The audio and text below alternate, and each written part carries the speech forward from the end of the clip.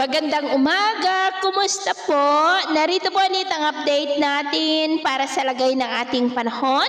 Ngayong umaga po ng January 27, 2025. Sa ngayon po ay patuloy pa rin na hanging amihan ang umiihip dito sa malaking bahagi ng Luzon at Visayas. Ang shear line po ngayon ay nag-i-extend dyan sa northeast ng Mindanao. At sa atin pong long range forecast, consistent pa rin naman po na walang bagyo na namamataan na tatawid sa ating kalupaan for the next 2 weeks. At sa lagay ng ating panahon, ngayong madaling araw ay maayos pa rin ang panahon sa malaking bahagi ng bansa pero may tsansa pa rin ng mga isolated rains dito sa may Cagayan, Quezon, Palawan, Aklan, Capiz, Northern Cebu, Leyte, Samar Provinces, Sulu Archipelago at posible ang may malalakas na ulan lalo na sa may Zamboanga Peninsula.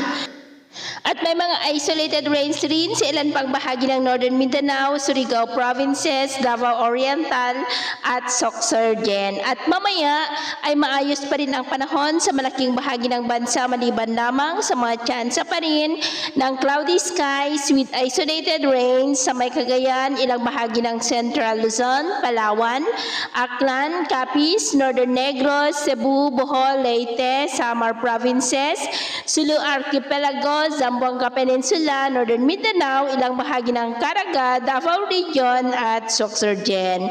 At mamayang hapon, maayos pa rin ang panahon sa malaking bahagi ng Luzon, pero may tsansa pa rin ng cloudy skies with isolated rain sa may Cagayan, Palawan, Visayas at Mindanao, kaya mag-ingat pa rin po tayo. At sa atin naman pong mga baybayin, maalon po sa mga baybayin ng kanluran ng Luzon, silangang baybayin ng Luzon at extreme Northern Luzon seaboard, maging po sa mga seaboard ng Eastern Samar na ang mga alon dyan ay posibleng aabot hanggang po sa 2.5 to 3.5 meters height. Kaya hanggat maaari po ay iwasan na muna natin ang papalaot dyan sa mga may kulay pula para mas makaiwas sa mga sakunang pangkaragatan. So ito po ang latest update natin sa araw na ito at ako po muli si James na nagsasabing sa kahit na pagsubok po na darating sa ating buhay, huwag na huwag po tayong mawawalan ng pag-asa. Thank you and God bless!